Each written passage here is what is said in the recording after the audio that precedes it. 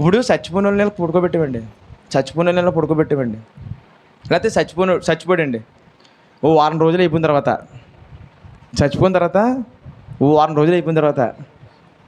ఏంటి వచ్చి నాకు అన్నం పెట్టండి అన్నారు అనుకో, ఏంటి పరిస్థితి?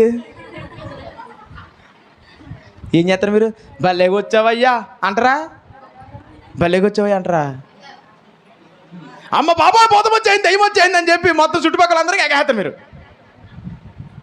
అవునా? అదే శిష్యులు కూడా చేశారనుకోండి.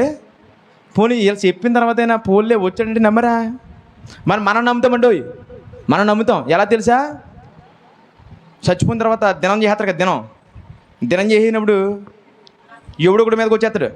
పుట్టిదే ఒకసారి ఆత్మ దేవుడి దగ్గరికి వెళ్ళిపోతే ఇది వస్తుంది, బుర్ర లేకపోతే సరే. ఆత్మ తాను దయచేసిన దేవుని దగ్గరికి వెళ్ళిపోయింది లేదా? కానీ ఈ మాట నమ్మేస్తాం మనం. అదే మన అద్భుతమైనటువంటి పరిస్థితి. ఇప్పుడు తాను దయచేసిన దేవుని దగ్గరికి ఆత్మ వెళ్ళిపోయింది వెళ్ళలేదా? వెళ్ళిపోయింది. ఇప్పుడు దినం రోజున వచ్చేసిన ఆత్మ ఏంటి? దినం రోజున వచ్చేస్తుంది కదా ఎవడో గుళ్ళోకి, నా కూతురునట్రా, నా కొడుకునట్రా అంటే వచ్చి అంటారా? ఇదే ఆత్మ దురాత్మ. మనం పోరాడేది మనుషులతో కాదు, దురాత్మ సమూహంతో పోరాడుతూ ఉన్నాం. ఏమండి, నేను చెబుతూ ఉన్నాను, దినం రోజున కానీ ఇంకో రోజున కానీ ఇదిగో వచ్చేడు మా నాన్న, వచ్చేడు మా అమ్మ, వచ్చేది మా తాత, వచ్చేడు మా అమ్మమ్మ కాదు, దురాత్మ వచ్చేసింది, ప్రార్థన చేయి, వెళ్ళిపోద్ది అంతే. దెయ్యమంటావు నువ్వే. నీ దగ్గరికి వస్తేనే మీ నాన్న, అదే పక్కింటి దగ్గరికి దెయ్యం అది. మరి పక్కింటోడు, ఇప్పుడు మా నాన్న వచ్చేయడం అందాం అనుకున్నాం, మరి పక్కింటోడి దగ్గరికి వెళ్తే పలానోడు నాన్న వచ్చేయడం చెప్పాలి కదా, దెయ్యం వచ్చేయండి అంటే ఇటు పక్కింటోడికేమో దెయ్యమా, మీ ఇంటి నీకేమో బంధువా బతుకున్నప్పుడు. అసలు అర్థమవుతుందా? మనకేమైనా బుర్ర ఉందన్నారా? తాను దయచేసినదంటే దేవుని దగ్గరికి ఆత్మ వెళ్ళిపోతే ఇక్కడికి వచ్చేసిన ఆత్మది దురాత్మదే. ఇది అర్థం చేసుకోకుండా దెయ్యం పట్టేసిందండి, నల్లతోడు, ఎర్రతోడు, పసుపుతోడు, అన్ని తోళ్ళు కట్టేస్తారు ఇంకెళ్ళకి. ఒకవేళ అటువంటి తాళ్ళు కట్టేసి బ్యాచ్ అన్నదేమో చూసుకోండి, ప్రభువుకి వ్యతిరేకంగా మీరు చేస్తున్నారు. ప్రభువు రాజ్యానికి వారసులు కాలేరు. మంత్రాలకి సంతకాయలు రాలవు.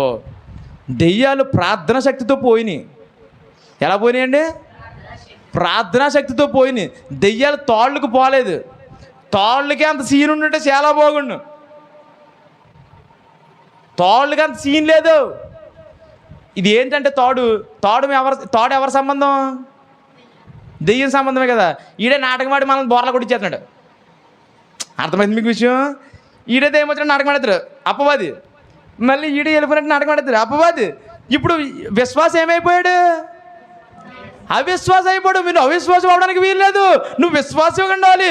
ఏమండి, ప్రభువు వారు చెప్పినటువంటి మాట, నువ్వు గత కొన్ని సంవత్సరాల నుంచి వింటున్నటువంటి మాట, నా ప్రభువు పునరుత్థానుడు, నేను పునరుత్థానుడిని అవుతాను, నా ప్రభువు మరణాన్ని జయించాడు, నేను మరణాన్ని జయిస్తాను, నా ప్రభువు మహిమ శరీరం ధరించుకున్నాడు, నేను మహిమ శరీరం ధరించుకుంటాను, నా ప్రభువు నిత్యత్వంలో నన్ను తీసుకుని వెళ్తాడు, నేను నిత్యత్వంలోకి వెళ్తాను అనేటువంటి నమ్మకం నీకు ఫస్ట్లో ఉంది కదా. మరి మధ్యలో ఎందుకు వస్తుంది మాయరోగం? తాళ్ళకి టంకర్లకి ఏంటండి? ఇంకా అద్భుతం ఏంటంటే, మన క్రైస్తవులు కూడా తయారు చేసేసారు రచ్చరేకులు. తెలుసా? పక్కన వాక్యం ఉంటుంది, కింద రచ్చరేకు ఉంటుంది. చూసారు మీరు? దయచేసి అలాంటి ఏమి పెట్టుకోకుండా అమ్మ, దాన్ని బట్టి చెప్తున్నాను. వాక్యం అండి, వాక్యమే ప్రధానం. ఆది యందు వాక్యం ఉండును, వాక్యం దేవుని యందు, వాక్యమే దేవుడు, వాక్యమే ప్రధానం. వాక్యం చదవండి, వాక్యాన్ని వినండి, వాక్యాన్ని శ్రద్ధగా మీరు ఆలోచన చేయండి, వాక్యాన్ని నేర్చుకోవడానికి ప్రయత్నం చేయండి, వాక్యంతో నింపబడండి. వెంటనే మీకు వాక్యమే ఆదరిస్తుంది, వాక్యమే నెమ్మదినిస్తుంది, వాక్యమే బలమిస్తుంది, వాక్యము మిమ్మల్ని నిత్య రాజ్యానికి చేరుస్తుంది. ఆ వాక్యం నా యేసు. హల్లెలూయా. నేనే మార్గము, నేనే సత్యము, నేనే జీవము అని చెప్పిన నా యేసు ద్వారా తప్ప ఎవరు తండ్రి వద్దకు చేరలేరు. ఆయన నా యేసు అయినటువంటి దేవుడు వాక్యమై ఉన్నాడు. వాక్యాన్ని వినాలి, చదవాలి, నేర్చుకోవాలి. వాక్యంతోనే మన జీవితం అనుసంధానమై ఉండాలి. ఇది ప్రభువుని ప్రేమించడం అంటే. హల్లెలూయా. ఏం చేయాలి?